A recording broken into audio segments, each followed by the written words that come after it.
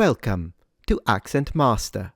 Today we're going to learn the word and how to pronounce the word to refer to soldiers who fight mounted on horseback. This word is pronounced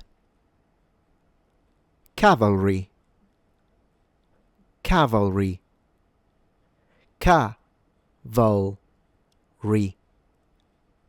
Cavalry. Please note that it is not pronounced Calvary.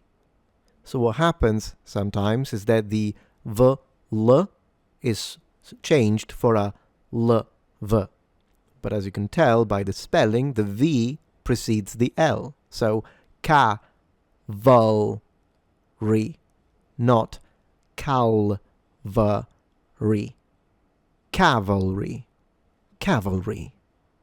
Thank you for watching Accent Master.